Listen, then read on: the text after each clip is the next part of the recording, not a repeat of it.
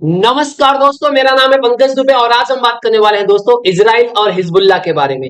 दोस्तों यहाँ पे आप देख सकते हो, एक हफ्ते पहले इजराइल और हिजबुल्लाह के बीच में सीज फायर हुआ तो लोगों ने बोला चलो अच्छी बात है। फिर जो साउथ लेबनान के जो लोग थे, जो लेबनान साउथ लेबनान छोड़ करके भाग गए थे, वो लोग वापस आना शुरू कर दिए। तो हमास ने बोला अच्छा अच्छा, इधर सीज फायर हो गया, हम भी सीज फायर करना चाहते हैं। लेकिन दोस्तों अब ये खबर आ रही है कि इस सीज फायर का उल्लंघन हो चुका है।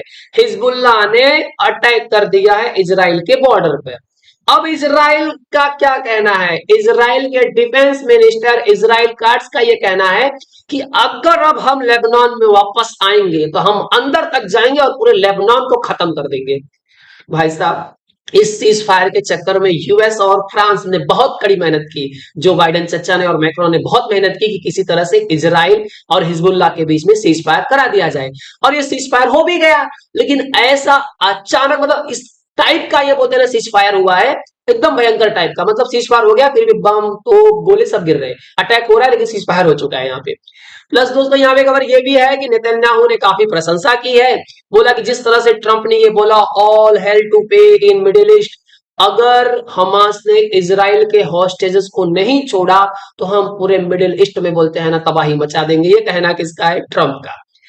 भाई साहब वो सब तो चल ही रहा था, लेकिन यहाँ पे खबर ये भी आ रही है कि जो काश पटेल है, काश पटेल दोस्तों, ये जो एफबीआई के अब डायरेक्टर बनने वाले हैं, ट्रम्प ने इनको चुन लिया कि भाई साहब ये एफबीआई के डायरेक्टर बनेंगे। तो उनके ऊपर ईरानियन हैकर्स ने क्या किया है? अटैक किया है। और ये बताया जा रहा है यूएस मीडिया रिपोर्ट्स के द्वारा कि मतलब बहुत सारी जानकारी यहाँ पे क्या की गई है। एक अननेम्ड सोर्स की तरफ से ये पता चल रहा है कि हैकर्स ने क्या किया, बहुत सारी इंफॉर्मेशन जो कश पटेल की थी, जो बातचीत की है, उसको क्या किया, इन लोगों ने लीक किया और शेयर किया किसके साथ में? ईरान के साथ में। मतलब बेसिकली यहाँ पे ईरान इस टेंशन में भाई साहब चल क्या रहा है। देखिए एफबीआई का बोलते हैं ना फॉरेन अफेयर से ज्यादा लेना देना नहीं है, लेकिन भाई साहब ये सब पे ध्यान बना करके रखे हैं। तो चलिए जरा दोस्तों जरा डिटेल में देखते हैं यहाँ पे चल क्या रहा है। अब यहाँ पे जो आपके सामने तस्वीर दिख रही है दोस्तों, तो यहाँ पे आपको देखने को मिल रहा होगा कि मेंबर ऑफ सिविल डिफेंस के जो लोग हैं, यहाँ से दोस्तों ना जो लोग बोलते हैं ना यहाँ पे मर गए हैं, अंदर धस गए हैं, उनकी बॉडीज निकाल रहे हैं। क्योंकि जब ये युद्ध चला इजराइल और हिजबुल्लाह के बीच में, तो अब यहाँ पे जब सीज फायर हो गया तब लोग यहाँ पे आगे जाकर देख रहे हैं भाई कितनी बॉडी है, सबको बाहर निकालो। ये सब तो चल रहा था दोस्तों। अब उसी के बीच में बोलते हैं ना इजराइल ने तब धमकी दिया कि भैया हम अंदर तक जाएंगे लेबनान के, और बोलते हैं ना अगर तुमने सीज फायर का उल्लंघन तो कर ही दिया, अब तुमने स्ट्राइक किया तो हम लेबनान के अंदर तक जाएंगे और ऐसा तुमको धोएंगे ना कि तुम पूरी कहानी खत्म करेंगे तुम्हारे यहाँ पे। तो दोस्तों अब एक्चुअल में ये सीज फायर हुआ कैसे था? देखिए सीज फायर में जब एक मैप आपके सामने प्रस्तुत कर रहा हूँ, इसमें यह बोला गया था दोस्तों, यहाँ पे आप जो लितानी रिवर देख रहे हो, अब यहाँ पे बहुत सारे हिजबुल्लाह के मिलिटेंट्स यहाँ पे उपस्थित थे। तो इसराइल का ये कहना था कि ये यहाँ से यहाँ तक पहुंच जाते हैं और यहाँ से सीधा ये लोग इसराइल के ऊपर अटैक कर देते हैं। तो पहले एक काम करो, पहले इनको मार के भगाओ वो साइड में। अब ये बोला गया सीज फायर में भाई साहब ये लितानी रिवर के ऊपर चले जाएंगे हिजबुल्लाह के लोग, और यहाँ वाला जो एरिया रहेगा वहां पे लेबनीज मिलिट्री आ जाएगी और यूएन पीस कीपिंग फोर्सेस यहाँ पर आ जाएंगी। और ये वाले एरिया में 60 दिनों तक इसराइली अपनी फोर्सेस को रखेगा और उसके बाद ये यहाँ से वापस चले जाएंगे। अब यहाँ पे झगड़ा क्यों हो गया? इनका ये कहना कि भाई लोग ये लोग रुके हैं, ये आगे आ जा रहे हैं, और ये इनका कहना कि भाई ये लोग पीछे नहीं जा रहे हैं। अब बोलना था भाई साहब कि तुम यहाँ तक ही रहो, और इनको बोला गया तुम पीछे जाओ, तो ये बोल रहे हैं नहीं आगे आ रहे हो, बोल रहे नहीं तुम पीछे जा रहे हो। मतलब अलग अलग आप आर्टिकल पढ़ने जाओगे तो अलग अलग कहानी यहाँ पे देखने को मिलेगी। तो बेसिकली ये बोला गया है इसराइल की तरफ कि भैया अगर हम वापस आएंगे लेबनान के अंदर तो तुम्हारी पूरी कहानी हम यहाँ पे क्या करने वाले हैं? खत्म करने वाले हैं। दोस्तों अगर ये भी देखा जाए कि अब यहाँ पे ना एक तरह से देखा जाए ना तो गाजा के ऊपर, मतलब ये जो हमास के मिलिटेंट्स हैं उनके ऊपर काफी दबाव बनाया जा रहा है ट्रंप के द्वारा। ट्रंप ने जिस तरह से खुलेआम कर दिया कि भैया कि अगर आप इजराइल के हॉस्टेजेस को नहीं छोड़ोगे तो हम आपको पूरी तरह से बर्बाद कर देंगे। तो यहाँ पे ये भी चीजें देखने को मिल रही है कि जो ये सीज फायर हुआ है ना, ये एक्चुअल में वर्क नहीं करने वाला है, क्योंकि जब ये पूरी क्रेडिट मिलने वाली है किसको? ट्रंप को। जैसे ही ट्रंप शपथ ग्रहण करेंगे उसके बाद ये बोलते हैं ना कहीं मामला जो बोलते हैं ना ऊपर नीचे चल रहा है वो कहीं स्टेबल होने वाला है यहाँ पे। तो देखिए नेतन्याहू के भी पॉइंट से देखा कि नेतन्याहू क्यों रेडी हो गया भाई साहब, चलो हाँ ठीक है सीज फायर कर लेते हैं। अब नेतन्याहू के सोल्जर सालों से लड़ रहे हैं, भैया उनको भी रेस्ट वेस्ट चाहिए रहेगा, वेपन्स तो इनके भी खत्म होंगे। तो नेतन्याहू को समझ में आ रहा भैया वेपन्स भी बोलते हैं ना स्टोर करना बहुत जरूरी है, प्लस इनको थोड़ा सा समय चाहिए। अब इनको हॉस्टेजेस भी छुड़ाना है, तो इन्होंने पहले अनाउंस कर दिया था कि भैया कि एक बंदे, मतलब आप मेरे एक हॉस्टेजेस को छोड़ोगे, कोई मतलब कोई भी छुड़वा करके लेके आएगा तो हम उसको $5 मिलियन क्या करेंगे? देंगे। तो यहाँ पे एक तरह से देखा जाए ना कि ये भी कोशिश कर रहे हैं कि किस तरह से हॉस्टेजेस को छोड़ दिया जाए और मेरे पास थोड़ा सा समय मिल जाए। और एक बार हॉस्टेजेस छूट गए उसके बाद तो जो हमास को मारूंगा कोई कुछ नहीं बोलेगा, क्योंकि अब तो कोई टेंशन ही नहीं कि भैया मार देंगे तो हमारे हॉस्टेजेस को मार देंगे। तो उसके बाद बोलते हैं ना आराम से दो धाके साफ करूंगा मैं। अब यहाँ पे दोस्तों एक चीज तो क्लैरिटी बन रही है कि ये जो आपको बोलते हैं ना सिचुएशन देखने को मिल रहा है अब, कि अगर ट्रम्प जैसे ही बोलते हैं ना शपथ ग्रहण करेंगे, शपथ ग्रहण करने के बाद ये बताया जा रहा है कि ये मैक्सिमम प्रेशर किसके ऊपर डालने वाले हैं, ईरान के ऊपर डालने वाले हैं। क्योंकि देखिए यहाँ पे बोलते हैं ना ट्रम्प क्या करने वाले हैं, नेतन्याहू का फुल सपोर्ट करने वाले हैं कि मार इसको, गिरा के मार।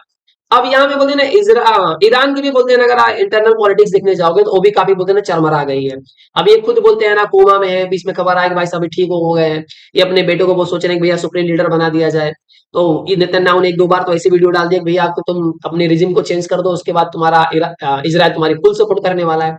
तो यहाँ पे दोस्तों ना अब जैसे ट्रम्प शपथ ग्रहण करेंगे उसके बाद ये बताया जा रहा है कि ये दोनों जब मिल करके पहले क्या करेंगे, हिजबुल्ला वाला तो चैप्टर क्लोज कर दिया, अगर हिजबुल्ला भी इसमें कुछ करेगा तो पहले हिजबुल्ला का पूरा दूधा करके पूरा यहाँ पे खत्म करने वाले हैं। और उसके बाद इनका पूरा फोकस कहाँ पे रहेगा, हमास। हमास में, गाजा में जो भी हमास के मिलिटेंट्स हैं तो उनकी पूरी कमर तोड़ी जाएगी। उसके बाद में ये हुतीस को तोड़ा जाएगा, हुतीस की साफ सफाई की जाएगी। जब इधर तीनों से तोड़ दिया जाएगा, इनको खत्म कर दिया जाएगा, लेबनान से हिजबुल्ला और गाजा से हमास और यहाँ यमन से हुतीस, इन तीनों, इन ट्रिपल एच को जब बोलते हैं ना पूरी तरह से खत्म कर दिया जाएगा। हालांकि जितने भी इनके टॉप बॉटम लीडर्स थे तो ऑलरेडी इसराइल ने पूरा धो धा करके साफ कर दिया है। उसके बाद पूरा फोकस किया जाएगा किसके ऊपर, ईरान के ऊपर। जैसे कि आप दोस्तों जानते हो कहीं बहुत सारे इंटरनेशनल न्यूज में देखने को मिला होगा आपको, बहुत सारे मीडिया जो बोलते हैं वेस्टर्न मीडिया कवर कर रही है कि ईरान बोलते हैं ना बहुत नजदीक पहुंच चुका है, वो बहुत जल्दी क्या कर सकता है, न्यूक्लियर टेस्ट कर सकता है। और एक बार ईरान अगर न्यूक्लियर पावर्ड कंट्री बन गया तब भाई साहब दोनों जन के लिए दिक्कत बढ़ जाएगी। तब इजराइल भी बोलते हैं ना एक बार अटैक करने के पहले सोचेगा और यूएस भी अटैक करने से पहले सोचेगा भैया अब मैटर बिगड़ जाएगा। तो मुझे जहां तक बोलते हैं ना, जहां तक मैंने आर्टिकल्स बहुत सारे पढ़े और जो यहाँ पे आकलन सिचुएशन लग रही है तो उसे ये खबर रहा है कि ये जैसे आएंगे ना तो सबसे पहले यही करने वाले हैं, इनकी जो न्यूक्लियर फैसिलिटीज के बारे में जो भी इंफॉर्मेशन है पहले उसकी तबाही करेंगे। और वो तब स्टेबल करने के बाद यहाँ पे कोशिश किया जाएगा कि रिजीम किसी तरह से चेंज किया जाए, ताकि बोलते हैं ना, देखिए आप हमास को मार के खत्म कर दोगे, हिजबुल्लाह को खत्म कर दोगे, हुतीस को खत्म कर दोगे, लेकिन उनको जो क्रिएटर है, जो उनको सपोर्ट देकर के, जिसने उनको पाल पोस करके बनाया है, जब तक आप उसको नहीं खत्म करोगे तब तक सिचुएशन कैसे कंट्रोल होगी। अब यहाँ पे बोलते हैं ना हमास खत्म हो जाएगा तो कोई दूसरा मिलिटेंट्स ग्रुप रेडी हो जाएगा, यहाँ अगर आपने हुतीस को खत्म कर दिया तो कोई दूसरा मिलिटेंट्स ग्रुप किसी नाम से और खड़ा हो जाएगा। तो सबसे बात अब ये यूएस को और इजराइल को समझ में आ गई है कि पहले इजराइल के अंदर बोलते हैं ना गंदगी जहां से पहले वहां पे पूरा साफ करो, उसके बाद ही बोलते हैं ना कुछ चीजें होने वाली है। तो आई होप सो दोस्तों एक आपको एक बेसिक सा आइडिया हमें मिल चुका होगा कि ये जो सीज फायर हुआ है वो किसी काम का नहीं है, वो चलने वाला भी नहीं ज्यादा देर तक। हालांकि जब बोलते हैं ना ट्रम्प आ जाएंगे 20 जनवरी के बाद तब ये फाइनली बोलते हैं सीज फायर किसी तरह से काम करेगा, क्योंकि अब इजराइल भी कहीं से एक साइड से सोच रहा है कि ये इसका पूरा क्रेडिट तो ट्रम्प को जाना चाहिए, जो बाइडेन को नहीं मिलना चाहिए।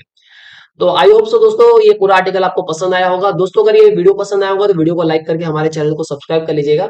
And thank you so much for watching this video.